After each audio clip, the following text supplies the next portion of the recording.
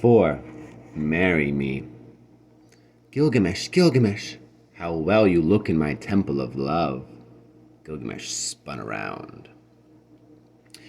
Through the perfumed smoke of the temple came a woman astounding in every way, swaying her hips, lifting her hair from the nape of her neck with both wrists. That hair! It spilled down like wine over brimming a beaker, from the crown of her head to the soles of her feet. It was Ishtar, goddess of love. Enkidu's heart sank, for he could see that Ishtar was in love. She would twine her slender brown arms around Gilgamesh, and Enkidu's newfound friend would be lost to him. For who could resist the goddess of love? He crept away into the daylight. Gilgamesh, said Ishtar, killing Huwaba was a feat worthy of a god. My heart was in my mouth as you fought. Now it is in my hands. Think, Gilgamesh, if I were to give that heart to you, think, I would make you a chariot of lapis with golden wheels. Kings and princes would lie like carpet under your feet. I could give you storm demons to pull your wagons. Nothing less will do for a husband of mine. She brought her face close up to his. Her breath smelt of nutmeg and roses. I love you, King of Uruk. Marry me. Gilgamesh breathed her in. The perfume made him dizzy. Then, resting his hand on her upper arms, he said, I'll pay you all the prayers and sacrifices a devout man ought to pay to a goddess. I always have, and I always will. But as for marrying you, oh, he sucked the air in through his teeth. Not for all the honey in the hive, lady. And he stood her away from him as if he were sliding a chair back under a table. Ishtar's jaw dropped. A tendril of her hair found its way into her mouth, and she spat it out again, blinking, astounded. I'm flattered you should woo me, Gilgamesh went on, but frankly, I'd rather play dice with a handful of scorpions. I've heard about the men that you've loved in the past, and I've heard what became of them once you lost interest. Being loved by you is rather like being struck by masonry falling off a high building, isn't it? Walking round and round her, he counted off on his fingers all the young men who had ever caught the eye of Ishtar. Remind me, what became of your husband, Tammuz? Such a devoted lover. When your sister was holding you prisoner in the underworld, who took your place? Tammuz. The only person fool enough to spend eternity in the dark so that his true love could live in the sunlight. Take that shepherd, remember? The one who brought you mealy cakes and roasted his fluffy little kids for your supper. Played flute tunes to you on a bow and whistle. He thought he was the happiest man alive, till you tired of him and turned him into a wolf. Where is he these days? Still carrying his tail between his legs? Still howling at the moon? And didn't you love the king of the lions once? The one who died in those traps you dug for him? And that horse that took your fancy? Spurs and a whip. That was his reward in the end. You rode him 7 leagues with spurs and a whip, then let him slake his thirst in muddy water. Take that bird who sang for you, the one with the multicolored plumes. When you tired of him, you smashed him like a ball with a racket, and now he sits on a branch and weeps, my wing, my poor broken wing. Ishtar opened and shut her mouth, but no words came out. Oh, and that gardener who tended your father's date palms, does he enjoy being a mole, would you think? The trouble with you, madam, is that you start by kissing and end by cursing. I know you, lady, and I'd sooner wear tight shoes for the rest of my life than be married to you. And with a laugh, which set all the candle flames quivering, Gilgamesh dodged her clawing fingernails, skipped out into the clean white sunlight, and ran to find Enkidu. Ishtar gave a gasping roar. Oh! She beat her fists against the walls. Oh! She stamped and flung herself about in an ecstasy of rage. Ah! She ran all the way to heaven, threw herself down at her father's feet, weeping bitterly. It's Gilgamesh, she sobbed. Destroy him! Let me destroy him. He has insulted me.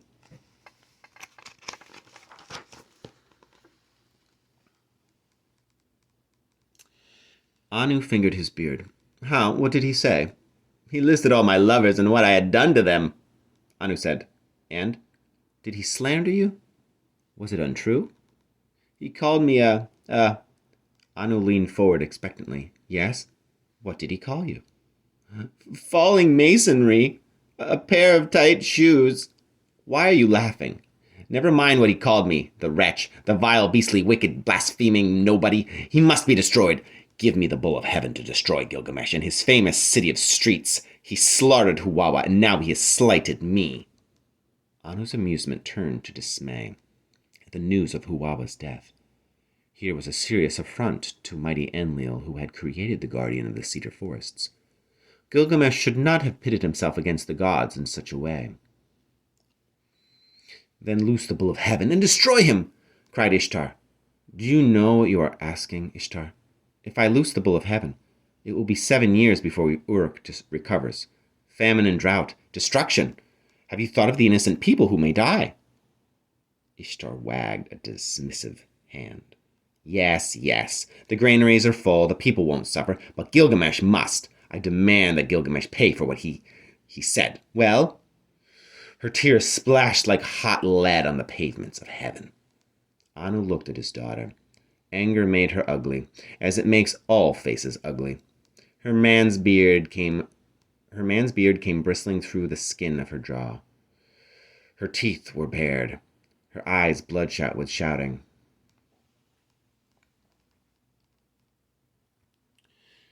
It was plain there would be no peace until Ishtar got her way. Not the bull of heaven, daughter. Choose some lesser punishment. If you don't give me what I want, hissed Ishtar, her voice so menacing that even Anu shivered. I shall go now and smash the bolts on the gates of the underworld. I shall loose all the souls of the dead. Ishtar! Up they will come, shrieking and gibbering out of the ground, jostling shoulders with the living. No one will quite know whether the man beside him is a ghost, or if the bride behind the veil has been dead since the flood. Wait until the dead become hungry and begin to eat. Anu shuddered in disgust. Stop, Ishtar. The dead loose from the underworld to eat the living? Ishtar, enough. Well, I shall loose the bull of heaven, daughter. But it grieves me that a man should be punished simply for speaking the truth. In the city of Uruk, red dust trickled from the sandstone buildings, and all the dogs began to bark. Cockerels crowed in the middle of this night, and dates fell from the palm trees in fat black splats. The city of streets was feeling the approach of the bull of heaven.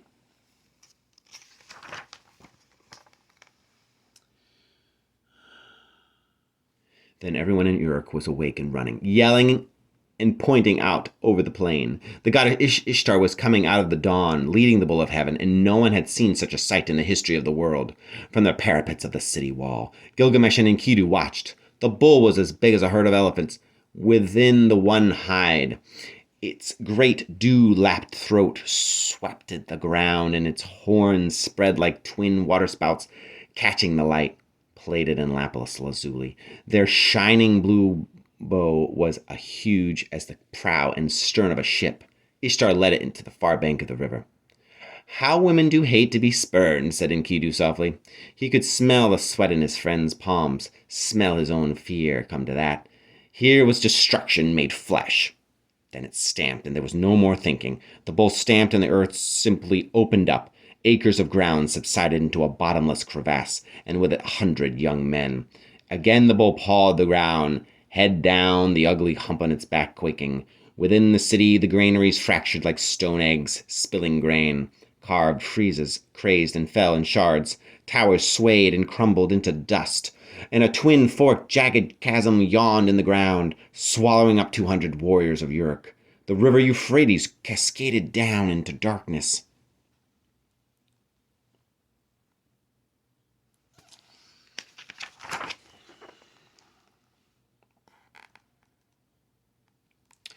A single scream of terror hung in the air. It had the color of red dust and settled on Gilgamesh like blood. At the third stamp, the very walls of Uruk wavered like sheets of water. Enkidu was jarred off his feet and struck his head against the parapet. Pain paralyzed him. It seemed to sing through his skull and unstring his spine. Then he was on his feet again. Quick, before it can charge the city gate! Launching himself off the high wall, Enkidu landed between the very horns of the bull, grasping them like the shafts of a cart. The foam from his nostrils burst into his face, blinding him. Gilgamesh leapt down as well, sword drawn. "Well, friend, didn't we say we would make a name for ourselves?" called Enkidu. "Strike behind the horns if you can." Bucking stiff-legged, turning and turning on the spot, the bull of heaven lashed Enkidu with its thick, hairy cable of tail and sent him sprawling along its back. But Gilgamesh was there to vault over the nose and take hold of the horns in Enkidu's place, to wrench them around until the beast was brought to a standstill. Enkidu, meanwhile, slithered over the bull's rump, grabbing the tail as he went, pulling it like a bell rope, hanging on even when the dust from under its iron hooves enveloped him in gritty darkness. Digging in with his heels, he hauled on the tail, quick, wrenching tugs which took its attention away from the flimsy gate, away from Gilgamesh straddling its neck. There was a flash of light, a hiss and a thud, and the blade of Gilgamesh's sword drove home right up to its hilt in the arch of the bull's neck, just between the nape and the horns. For long seconds the bull held still, the foam dripping from its nostrils into a sudsy pool between its feet. Then it staggered sideways, crashed against the walls of Uruk, lurched the other way. It stumbled as far as the river before falling into what little water was left, turning it blood red. Enkidu sat on the ground, holding his head, and Hattie the dancing girl ran towards him, asking was he hurt, could she help? Up on the wall, a wall crazed now with jagged cracks, Ishtar, the goddess of love, let out a howl of pure hatred.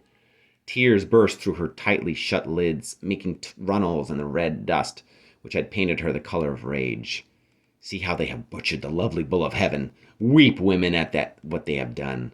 And the women did begin weeping, not for the carcass lying in the river's mud, perhaps, but for the 300 young men swallowed up by the earth, for the empty river, for the spoiled beauty of the city. Enkidu was disgusted. He twisted off the bull's back leg and shied it at Ishtar as he might at a cat yowling on a wall. "If I could get my hands on you, I'd show you butchery." Gilgamesh stood on the body of the great bull. "See the horns plated in lapis? I shall fill them with oil and offer the oil to my guardian gods. Then I shall hang them on the wall of my palace to remind me how I slew the bull of heaven." And the men, happy to be alive, cheered and carried Gilgamesh and Enkidu shoulder high in the battered city, through streets strewn with rubble, past broken pillars and burning buildings. They carried Gilgamesh. He felt his everlasting fame assured.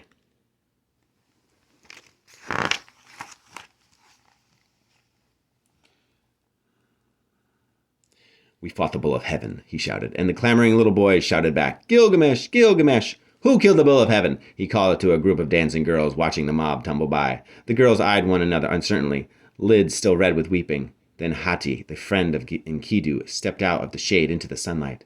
"Gilgamesh and Enkidu!" she called, in her high, singing voice. After that, the girls too were running alongside, whooping and chanting, "Gilgamesh, Enkidu! Gilgamesh, Enkidu!" Only the mothers and old women stood in their doorways, shawls drawn tight under their chins, silent. And high in the tower, Ishtar, alone and disregarded, chewed on her plait of hair, and cursed Gilgamesh under her breath. Death to Gilgamesh and Enkidu. A curse on their friendship, on their happiness, justice on their mortal heads. Enkidu's head ached where it had slammed against the wall. Throughout the celebrations, he felt a little sick. That night he slept a sleep of utter exhaustion. Into the beating of the drums in his head, he dreamed a dream.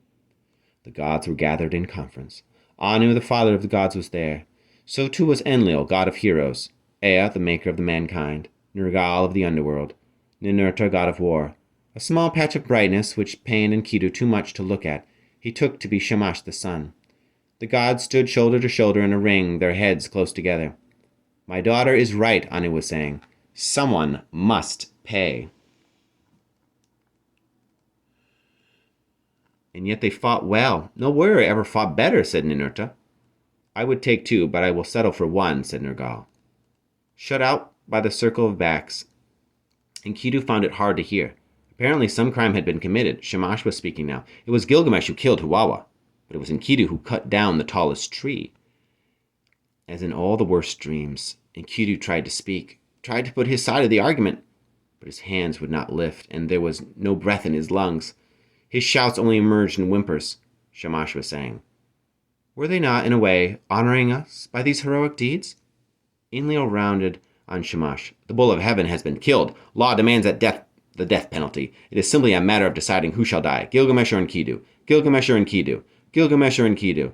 Gilgamesh or..." He woke with the name of his friend on his lips. "Gilgamesh." He was wet with sweat and shivering. He had to go and tell Gilgamesh, to warn him. Dreams were not just the rotting vegetation of the past, the leaves blown down from the day before. Dreams were omens. Dreams were messages. He slipped his legs off the bed and tried to stand up. But the roaring inside his head was like the bull of heaven bellowing. He covered his eyes, but the light still seared through to his brain. Sweat crawled down his body like a swarm of beetles, and his guts ached. "Gilgamesh," he tried to call, but his own name emerged instead. "Enkidu. Enkidu must die."